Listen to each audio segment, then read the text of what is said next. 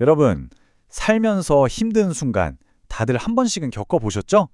그런데 참 신기하게도 어떤 사람은 그 시련 앞에서 그냥 무너져버리고 어떤 사람은 오히려 그 일을 계기로 더 단단해지기도 합니다.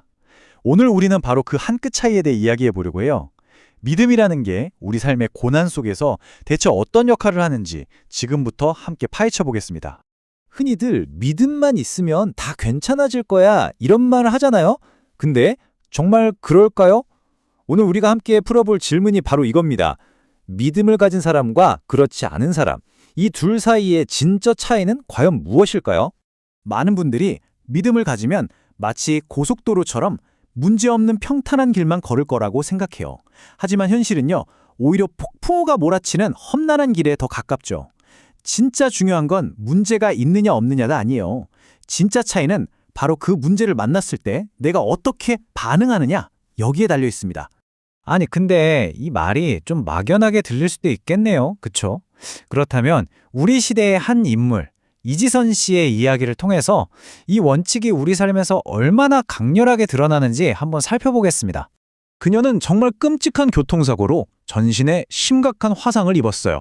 당시엔 생존 가능성조차 희박했고 살아남기 위해 수십 번이 넘는 고통스러운 수술을 견뎌내야만 했습니다.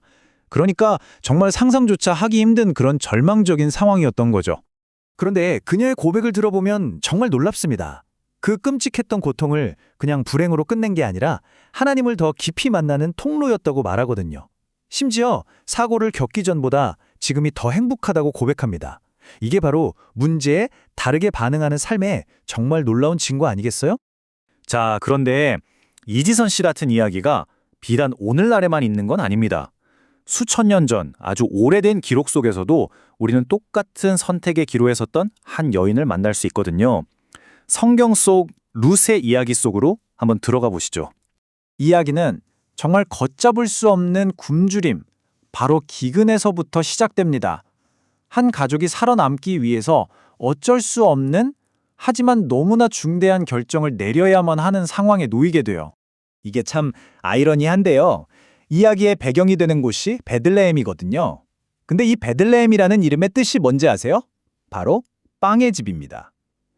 빵의 집이라는 이름을 가진 그 풍요의 상징과도 같은 곳에 빵 한 조각 없는 끔찍한 기근이 닥친 거예요. 그들의 절망이 얼마나 깊었을지 짐작이 가시죠? 이 가족의 이름들을 한번 뜯어보면요. 이게 또 참 의미심장해요. 아버지의 이름 엘리멜렉은 나의 하나님은 왕이시다 라는 뜻이고 어머니 나오미는 나의 기쁨이라는 뜻이죠. 그런데 아이러니하게도 두 아들의 이름은 각각 병듦과 쇠약을 의미합니다. 마치 앞으로 닥칠 시련의 그림자가 그들의 이름 속에 드리워져 있었던 것 같지 않나요? 결국 나의 하나님이 왕이시다 라는 이름을 가진 아버지 엘리멜렉은 하나님의 약속을 등지고 이방 땅인 모압으로 떠나기로 결심합니다. 당장의 굶주림이라는 현실적인 문제가 그의 신념을 송두릴째 흔들어버린 거죠. 하지만 이 선택이 더 큰 비극의 시작이 될 줄은 아마 몰랐을 겁니다.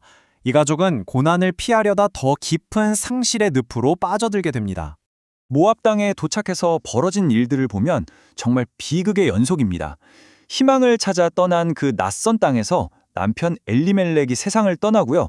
두 아들이 현지 여성들과 결혼하면서 잠시나마 희망을 보는 듯 했지만 설상가상으로 그 두 아들마저 모두 잃고 말죠. 결국 나오미 곁에는 두 이방인 며느리만 덩그러니 남게 됩니다. 그렇게 10년이 흐르고 모든 걸 다 잃고 텅 빈 채로 고향에 돌아온 나오미가 이렇게 절규하죠. 풍족하게 떠났었는데 이제는 완전히 빈손으로 돌아왔다고요. 이 한마디에 지난 세월의 고통과 상실감이 정말 고스란히 담겨 있습니다. 자, 이제 이야기는 절정으로 향합니다. 모든 것을 잃은 이 세 명의 여인이 인생을 바꿀 중대한 선택의 기로에 서게 됩니다.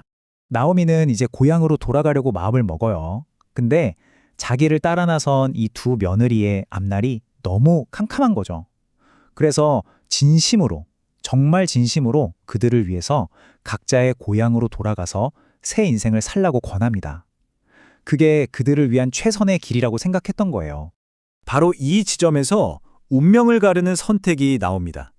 한 며느리인 오르바는 시어머니의 현실적인 조언을 받아들여요. 울면서 작별 인사를 하고 자기 민족에게로 돌아갑니다. 이게 어쩌면 당연한 선택이죠. 하지만 다른 며느리, 룻은 달랐습니다. 성경은 그녀가 나오미에게 붙쫓았다고 표현하는데요. 이게 그냥 옆에 있겠다는 정도가 아니에요. 꽉 달라붙어서 절대로 떨어지지 않겠다는 그런 결연한 의지였던 거죠.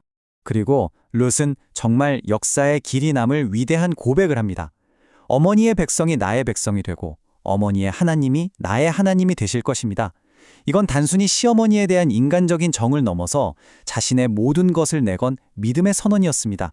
자, 지금까지 이지선 씨 이야기 그리고 룻의 이야기를 들어봤는데요.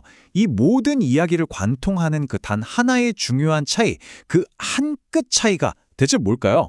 이제 그 핵심으로 한번 들어가 보시죠. 네, 바로 이겁니다. 이 이야기들이 공통적으로 보여주는 한 끗 차이는요, 인생의 고난을 겪느냐 마느냐 이게 아니라는 거예요.